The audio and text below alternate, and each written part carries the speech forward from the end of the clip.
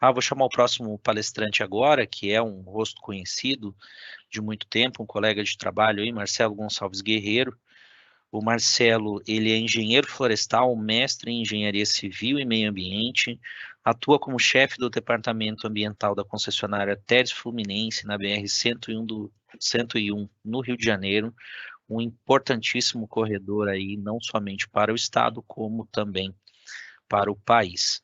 Marcelo, seja bem-vindo, obrigado pela oportunidade aí de poder contar um pouquinho com o seu conhecimento. Fique à vontade aí para transmitir a sua experiência aí para esse público que a partir de agora é todo ouvidos. Boa tarde para todos, espero que vocês estejam me escutando bem. Primeiro, eu gostaria muito de agradecer a Arteris pela oportunidade de poder falar um pouco sobre o nosso trabalho. Diego, parabéns pela sua condução, obrigado pelo convite. Parabenizo todos os colegas de todas as apresentações que foram feitas até agora e as futuras ainda que a gente irá assistir. Vou colocar depois à disposição da mesa redonda. Vou falar um pouco então aqui sobre o case das passagens de fauna da BR-101 no Rio de Janeiro.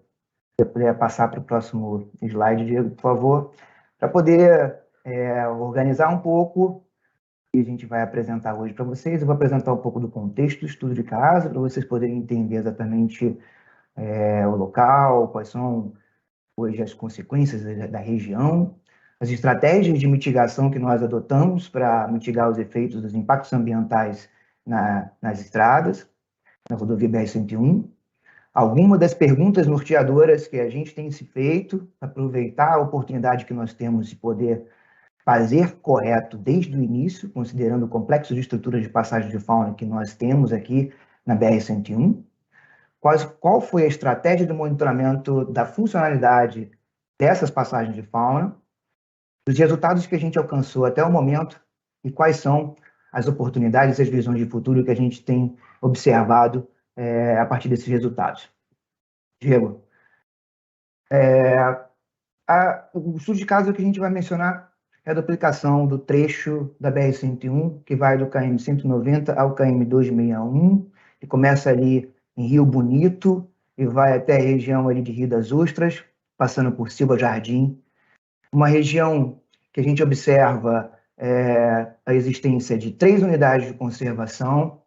A gente está falando aqui da APA do Mico-Leão-Dourado, a unidade de conservação de uso sustentável, e nós temos também 2 unidades de conservação de proteção integral, que é a Reserva Biológica de Poço das Antas e a Reserva Biológica União.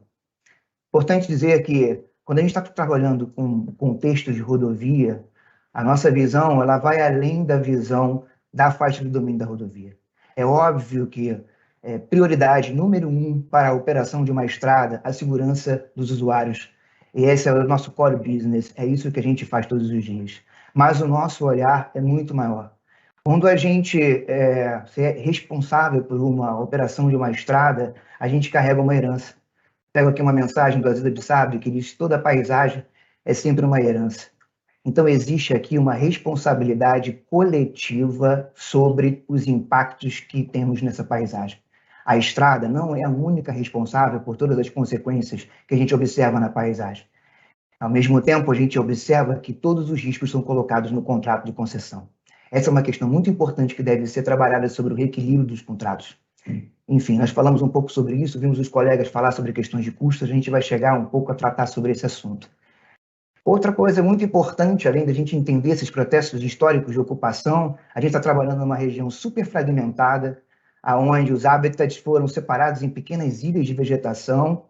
A gente observa uma grande mancha, que é a grande matriz na paisagem, que é uma matriz agropecuária, que pode servir de resistência à movimentação desses animais. Então, por isso, a grande importância da construção de corredores ecológicos para poder direcionar o fluxo da fauna para os locais seguros de passagem de fauna. Ao mesmo tempo, a gente também observa o mapeamento dos stakeholders. Quais são as expectativas dos atores que existem nessa região? Não basta apenas a gente atender as condicionantes previstas no processo de licenciamento ambiental sem entender quais são as expectativas das partes interessadas que ocupam a região. A gente observa aqui que nós temos o ICMBio como órgão responsável pela condução dos planos de manejo e da preservação dessas áreas de vegetação e da biodiversidade que existe nesse lugar. Quais são as expectativas do ICMBio? Quais são as metas e objetivos dos seus planos de manejo? Além disso, a gente também tem a responsabilidade do órgão licenciador, que no caso aqui é o IBAMA, como órgão licenciador federal. Quais foram as condicionantes colocadas no licenciamento ambiental? Quais são essas responsabilidades? Ao mesmo tempo, quando a gente percebe que a gente tem que encontrar soluções para os impactos ambientais das rodovias, não vou ficar entrando aqui no mérito para dizer quais são eles, várias palestras já falaram sobre o efeito barreira, que a gente impede da circulação desses animais na paisagem, e ao mesmo tempo o atropelamento de fauna, existe também vários objetivos e vários planos desses stakeholders. Além disso, a gente tem também aqui na região a existência de uma ONG extremamente importante, que há mais de 30 anos preserva uma espécie ameaçada de extinção, que só ocorre aqui, que é a espécie endêmica que se chama mico-leão-dourado. Todas essas expectativas foram mencionadas em 2012, no início do processo de licenciamento ambiental. E a gente observa aqui um descasamento entre essas exigências desses stakeholders na época e o que era previsto no contrato de concessão. Ao longo desses últimos 8 anos, foi um trabalho para poder tentar equacionar essas expectativas, atender as demandas de todos esses stakeholders e, ao mesmo tempo, dar resultado para os nossos acionistas, para os usuários da rodovia. Além disso, hoje a gente também participa dos conselhos dessas unidades de conservação para poder entender suas expectativas e, ao mesmo tempo, poder inserir essas expectativas nos planos estratégicos da companhia, minimizando os efeitos da insegurança jurídica que os contratos não preveem para a gente poder chegar a equações e mitigar esse impacto. E é claro que não é simples falarmos sobre custos, mas a gente sempre tem que trazer a variável custo para a tomada de decisão sobre quais são as medidas mitigadoras mais eficientes para cada um dos contextos. Essa é uma pergunta que a gente vai tentar responder mais à frente. O Ministério Público hoje colocou as questões extremamente importantes, norteadoras, e eu acredito que realmente é esse caminho que todos nós que estamos envolvidos nesse tema devemos trabalhar em conjunto. Ao mesmo tempo, nosso objetivo hoje aqui, ao invés de apresentar fotos sobre carcaças de animais atropelados, nós vamos trazer resultados efetivos sobre a funcionalidade de estrutura de passagem de fauna. Eu quero dizer aqui para vocês todos que o nosso grande objetivo hoje é focar em soluções. O tempo urge para os gestores de contratos de concessão. Nós estamos aqui tentando encontrar soluções o quanto antes. A pressão é muito grande para quem é responsável pela operação e pela mitigação desses impactos. A gente precisa hoje diminuir a subjetividade sobre as escolhas das medidas mitigadoras, saber quais são os custos, quais são as suas funcionalidades, aonde nós devemos instalar essas estruturas, para que elas já sejam previstas antecipadamente nos contratos e a gente não perca tempo discutindo o reequilíbrio econômico-financeiro. A gente precisa, logo no início, deixar isso tudo muito claro. Nós queremos fazer o melhor, queremos fazer o certo. Eu acredito que o estudo de caso desse complexo de estruturas de passagem, que nós vamos mostrar aqui, da Artérias Fluminense, da Artérias, é uma excelente oportunidade para a gente construir um caderno de decisões que venha a auxiliar nessa tomada de decisões para todos os atores envolvidos em todo esse processo. Esse é o grande legado que a gente pretende fazer e eu posso dizer para vocês que a gente não irá perder a oportunidade, a gente vai se basear em dados científicos para poder responder isso. Pode passar para o próximo slide, por favor, Diego. Um pouco, então, sobre as estratégias de mitigação que foram adotadas para o estudo de caso que eu estou apresentando. Nós estamos falando aqui de um contexto de 71 quilômetros, que passa pela região mais sensível da BR-101, tá? Essa região onde nós temos essas 3 unidades de conservação, espécies endêmicas, e foram construídos, então, 37 passagens de fauna. Foram 4 passagens superiores de concreto, 6 passagens superiores de estruturas metálicas, 15 passagens inferiores de diversos tipos, de diversas dimensões, adaptação de estruturas de vão de ponte e o primeiro viaduto vegetado em rodovias federais do Brasil. Diego, por favor.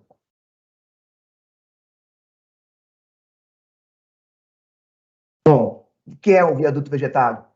Para todo mundo que tem acompanhado a temática, já não é mais novidade. A gente tem viaduto vegetado na Tamoios, a gente também já viu viaduto vegetado em ferrovias da Vale.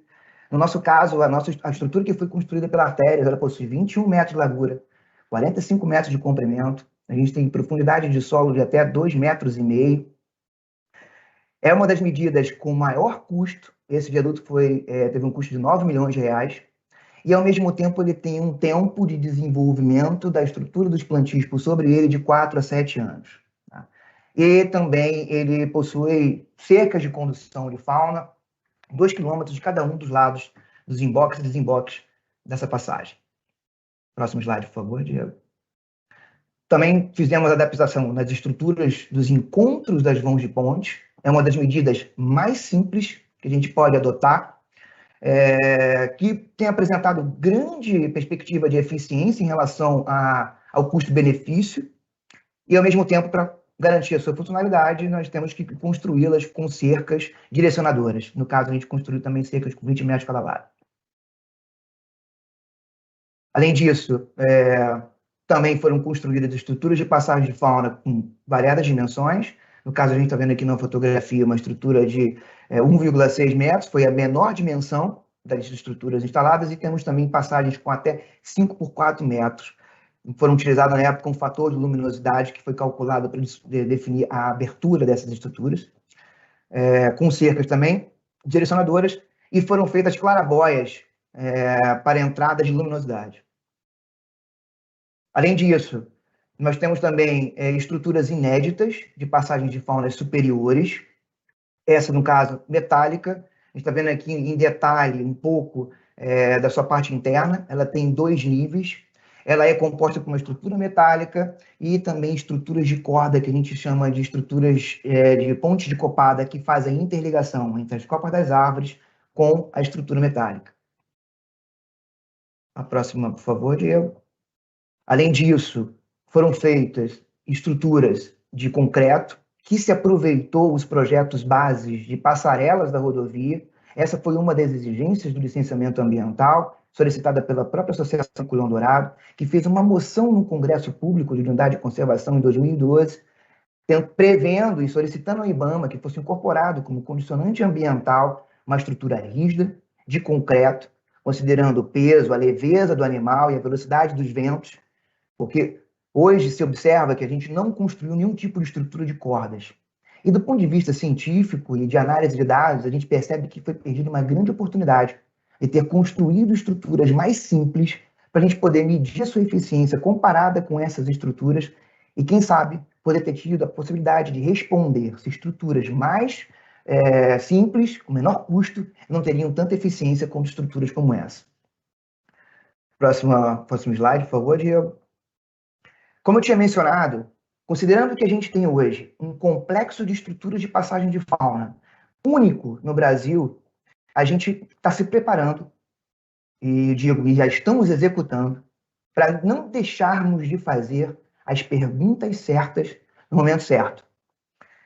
O que a gente quer tentar responder aqui não é qual é a melhor passagem de fauna, mas sim quais são as variáveis de respostas que aumentam a funcionalidade de uma estrutura de travessia segura para uma rodovia.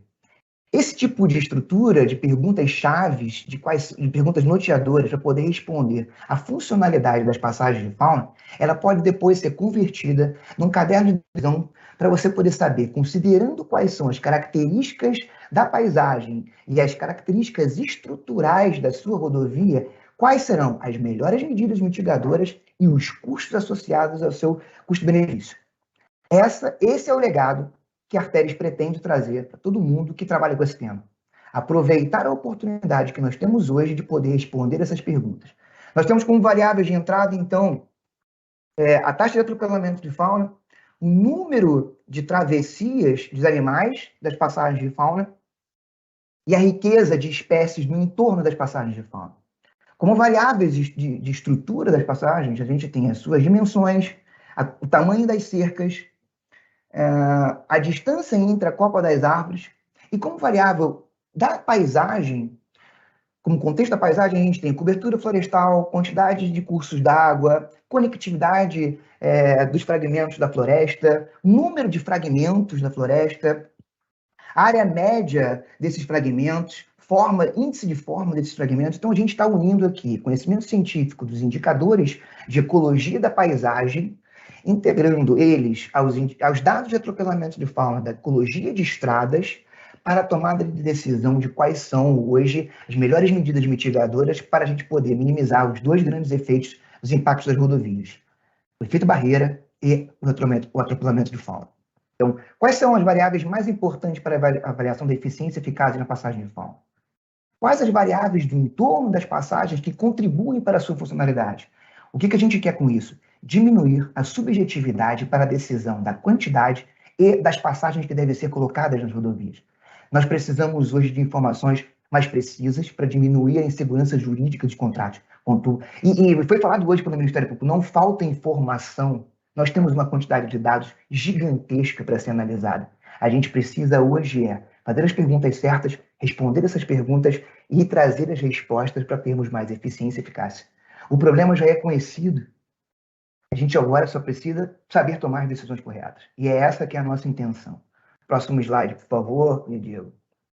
Qual é, então, a estratégia de monitoramento, design experimental, para a gente poder responder essas perguntas? A gente faz um monitoramento contínuo de todas as passagens superiores. E aqui eu quero muito agradecer a parceria que a gente tem com a Concremat, a parceria que a gente tem com grandes pesquisadores, Hélio Seco, Thiago da Concremat, Felipe Maia, toda a equipe de meio ambiente da Artérias Fluminense. Não é possível você conseguir hoje responder a perguntas complexas sem ter parceiros que apoiam, que compram a ideia e que querem estar junto com você para poder encontrar as soluções.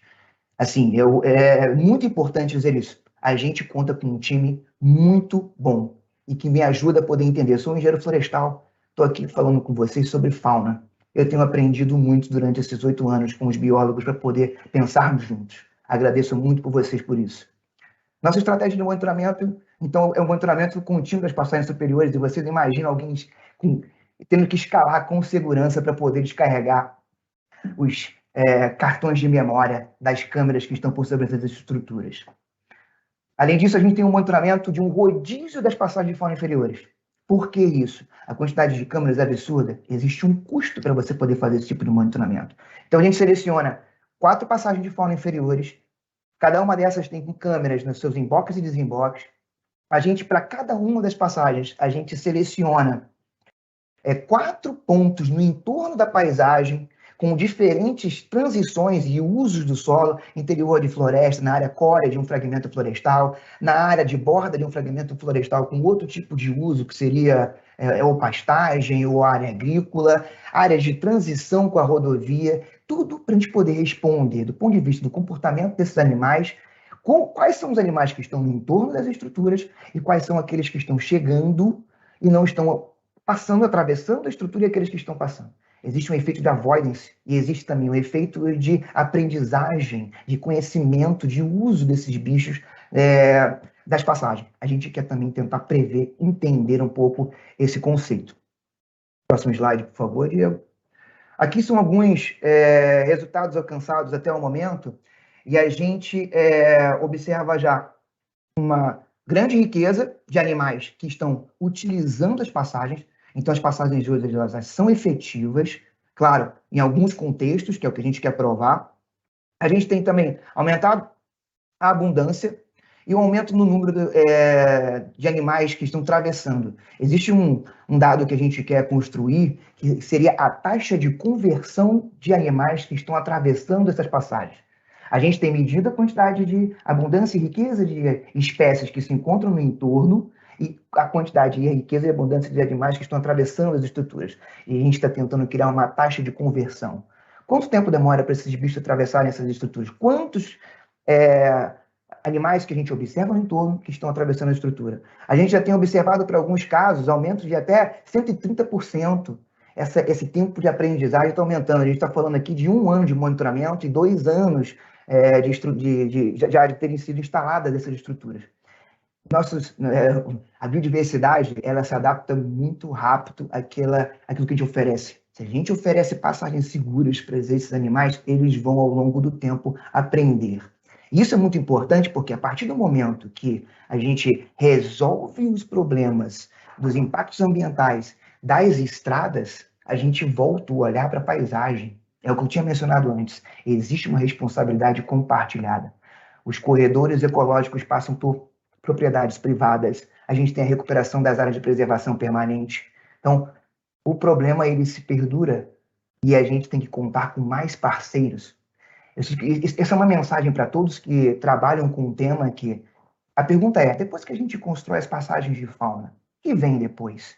A gente precisa estar pensando nisso agora. A gente precisa recuperar as APPs. A gente precisa envolver os proprietários. A gente precisa trabalhar junto com as secretarias de meio ambiente. Nossos planos de mitigação eles não se limitam à faixa de domínio da rodovia. Assim como a própria concessionária não olha só a faixa de domínio, porque entende todos os processos que ocorrem na bacia hidrográfica, nas áreas de preservação, todos os outros atores também devem ajudar as concessionárias a pensar no grande conjunto, nessa tapeçaria de soluções. Não precisamos apenas ficar focados no problema, na quantidade de animais que estão morrendo e que estão sendo atropelados, porque todo mundo sabe que esse problema existe. A gente precisa de parceiros para encontrar as soluções corretas, certas, eficientes e sempre lembrar do custo necessário para poder implantar essas passagens. Próximo slide, por favor, Diego. Alguns resultados alcançados até o momento, porque, enfim, a quantidade de dados que a gente tem é de 1 ano. A partir do momento que a gente tiver uma quantidade maior de dados, a gente vai ter variância para poder encontrar respostas estatísticas que a gente pretende encontrar. Do ponto de vista, hoje, estatístico, aquilo que a gente já encontrou, resultados significativos que a gente possa dizer é o seguinte, se a gente vai pensar em colocar passagem de fauna, lembrem-se que é muito importante a cobertura vegetal do lado.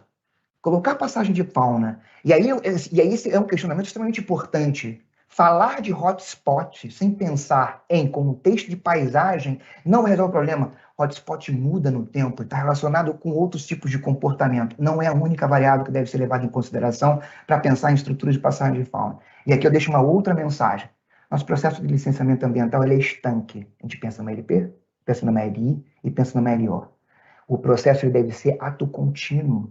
A LP deve prever, do ponto de vista científico, os dados para a gente poder calcular a eficiência das medidas mitigadoras do PBA para, na fase de operação, a gente não está discutindo mais quais são as medidas que a gente deve adotar para a operação da rodovia. A gente tem que estar monitorando a eficiência de estruturas que foram pensadas no PBA. Nosso processo de licenciamento ambiental deve ser melhorado do ponto de vista ágil para pensar com dados científicos para, desde a LP, a gente ter um programa contínuo de avaliação da eficiência. Fora isso, não, por favor, Diego, continua no anterior. A gente tem a média das áreas de fragmentos de floresta, o índice de proximidade desses fragmentos, todos esses fatores contribuem com a funcionalidade das passagens. Então, colocar passagem de fauna onde a gente tem área agrícola, obviamente a gente está falando de um contexto da BR-101. Não sei se existem outros comportamentos de animais para áreas de pastagem que não deve ter tanta resistência para animais generalistas. Eu só quero tentar apontar que existe um caminho, existe uma metodologia, e a gente hoje pode trabalhar em conjunto com vários outros players e dados que a gente tem disponível para usar essa ferramenta que nós estamos apresentando aqui para responder as perguntas que o Ministério Público está pensando. Nós queremos contribuir, ajudar para encontrar essas soluções. Essa é a grande mensagem que eu quero deixar. Próximo slide, por favor, Diego. Esse é o gráfico que eu quero mostrar um pouco sobre a taxa de conversão de travessia de fauna. Em vermelho, a gente está vendo ali a quantidade de animais que são observados que não fazem travessia. Então, ali, por exemplo, na passagem do KM 223, a gente tem uma quantidade hoje de animais que não atravessam menor daqueles que atravessam. Então, a nossa taxa de conversão para a passagem do 223 é grande. Os bichos chegam e eles estão usando a passagem. Agora, a passagem do 215, a passagem do KM 212, tem uma quantidade muito grande de animais que chegam perto da estrutura, mas não passam e não atravessam. Essas são perguntas importantes que a gente precisa entender. O como fazer com que essa passagem seja mais atrativa, isso depende da estrutura da paisagem, isso depende da estrutura da passagem. Enfim, a gente pretende fazer as perguntas certas do que ter resposta para tudo. Além disso, também ali no KM 211, a gente vê que muitos animais estão chegando e a gente não tem uma taxa de conversão tão grande. Próximo slide, por favor, Diego. Enfim, eu tentei ser muito objetivo, falar que eu tinha 20 minutos, eu acho que eu estou deixando todas as mensagens importantes que eu pretendo deixar, mas eu quero estar com vocês olhando para o futuro. Essa aqui é uma mensagem que eu quero deixar antes de apresentar coisas muito bacanas que a gente ainda vai ver em seguida, né? Qual que é o grande legado que a gente pretende deixar, já deixando muito claro para todos vocês? Não vamos perder a oportunidade de fazer o certo.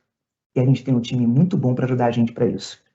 A gente quer criar um caderno de soluções, baseadas em avaliação de custo-benefício para uma chave de decisão, para aquelas perguntas todas que a gente fez. Tem fragmento, não tem fragmento, é perto de área de app? Qual que é a melhor estrutura e qual que é o custo-benefício e qual é a funcionalidade esperada que ela tem? Vamos trabalhar com os indicadores relevantes para poder ter previsibilidade e diminuir a segurança jurídica. Então, como decidir qual é a melhor estratégia de mitigação dos impactos da fauna para a sua rodovia? Quais os locais que maximizam a funcionalidade de uma passagem de fauna? O aonde instalar? Qual estrutura com a maior funcionalidade e o maior custo-benefício deve ser instalado na sua rodovia? E quanto? Agora, para toda essa mensagem, a gente vai observar um pouco dos resultados que a gente já alcançou até o momento. Pode passar para o próximo, Diego. Vou mostrar alguns vídeos que a gente tem observado dos entornos das passagens. E quero mostrar para vocês o seguinte: a biodiversidade, ela é também um stakeholder muito importante. E quem é que está pensando nos direitos da biodiversidade, nos direitos da fauna? Se a gente for fazer um levantamento da quantidade de requisitos legais que uma concessionária tem, eu acabei de fazer um cálculo aqui, são 730. Do ponto de vista de fauna, são 30. 30 requisitos que a gente obrigatoriamente tem que atender. Esses requisitos representam um pouco do direito desses animais. Obviamente que eu estou entrando numa discussão aqui que eu não entendo muito, não sou advogado, mas saibam que a gente também trata a biodiversidade como um stakeholder importante. E aqui estão algumas imagens de alguns animais que a gente observa no entorno. Eu nem imagino que todo mundo que está aqui, eu acho que a maioria das pessoas sabe, do caxinguelê. Sinceramente, quando eu olho para esse animal, eu fico pensando o seguinte: meu Deus, como é rica a biodiversidade da Mata Atlântica. Como é rica a biodiversidade que existe nesses pequenos fragmentos de ilha de vegetação que ainda existem e que a gente deve muito preservar. Qual que é o próximo? Próximo, por favor, Diego. A gente pode ir em sequência, eu vou falando, você pode ir passando os vídeos, enfim. Mostrando diferentes espécies de animais que circulam pelaquela região. Não à toa existem unidades de conservação que preservam essa biodiversidade naquele lugar. E a gente tem buscado soluções para poder evitar o atropelamento. Porque me pergunto, qual que é o valor de você perder um único indivíduo de uma espécie como essa? Qual que é, então, a contribuição para que um animal como esse passe com segurança pela rodovia e consiga trocar genes com os outros animais que estão do outro lado, diminuindo a endogamia, aumentando a capacidade de resiliência da população desses animais na paisagem? Isso é muito rico. Nós, ao invés de estar trazendo aqui carcaças de animais atropelados, nós estamos mostrando resultados efetivos das passagens de fauna. Primeiro que a gente reconhece o valor da biodiversidade das regiões onde a gente trabalha. Pode ir passando, Diego. Esse vídeo é muito interessante. A gente vê um pouco do comportamento, ele afiando as suas garras. Esse jargão de é muito bacana. E queria também aqui agradecer ao Rodrigo Gesuli, porque eu acho que deve ter um feeling você escolher um local para você colocar uma câmera trap dessa e um bicho poder passar por perto. E esse nosso amigo tem uma mão para poder decidir aonde colocar. Agradeço muito essa visão que os biólogos têm sobre o comportamento dos bichos para poder ajudar engenheiros como eu, engenheiros civis, para a gente poder pensar em soluções. Agora, mostrando um pouco da eficiência das nossas passagens. Esse é o Maurício Cacheiro usando uma das passagens superiores. Ele é um animal arborícola e um animal, inclusive, que morre muito atropelado em estradas do Brasil. Ver uma imagem como essa dar para a gente fôlego, para a gente poder pensar que existe solução hoje para a gente poder preservar a biodiversidade nas nossas estradas e pensar no futuro em tornarmos as nossas rodovias sustentáveis. Pode passar para o próximo, por favor, Diego. Enfim, quando a gente fala sobre mitigação de efeitos barreira em estradas, esse vídeo, ele representa muito para todo mundo, para todos que estão envolvidos. Você imaginar que preservar a existência de uma espécie endêmica e contribuir para os objetivos de uma instituição, que é a Associação Mico-Leão-Dourado, o próprio ICMBio, o IBAMA, e observar que os micos-leões-dourados possuem uma estrutura segura para poder atravessar a rodovia e se reproduzir com grupos que estavam isolados na paisagem, isso é muito enriquecedor. Isso mostra que existe um caminho de soluções possíveis e a gente está no caminho certo. Esse outro vídeo também é super significativo. Outra espécie rara, ameaçada, que se adaptou à estrutura. Enfim, e mais, né? A gente está tentando encontrar as variáveis que contribuem. Não qual é a melhor passagem, mas quais são as variáveis do entorno. Vamos olhar a estrada no seu redor e aumentar a eficiência. Esse é de um furão também, porque assim, áreas alagadiças também têm a sua importância do ponto de vista da funcionalidade das passagens. Se alguém vier com uma pergunta hoje para nós que trabalhamos e temos algumas informações importantes, assim, qual seria a atitude mínima para a gente poder transformar todas as estradas do Brasil em estradas seguras para a fauna? Hoje eu já escutei várias pessoas tateando e falando isso, porque às vezes, para a gente poder provar o óbvio, a gente precisa buscar dados científicos para trazer o óbvio para a realidade. E o óbvio seria, vamos adaptar todas as estruturas de vão de ponte, com passagens de fauna, com cercas e recuperar as APPs. Esse tipo de atitude mais simples, a gente consegue, com menor custo, fazer com que as nossas rodovias sejam sustentáveis. Obviamente que eu estou falando para um grupo específico de animais terrestres. A gente tem que trazer também soluções para os animais arborícolas. Mas essa é a mensagem. Espero que todos tenham entendido. Vou ficar à disposição para as perguntas. Aqui está o meu contato. Agradeço muito, Arteris, pela oportunidade de poder contribuir, falar sobre o nosso case. Agradeço muito aos nossos colegas que também estão apresentando hoje aqui casos de sucesso. Me coloco à disposição. Espero vocês no futuro com as nossas rodovias mais sustentáveis. Muito obrigado por todos.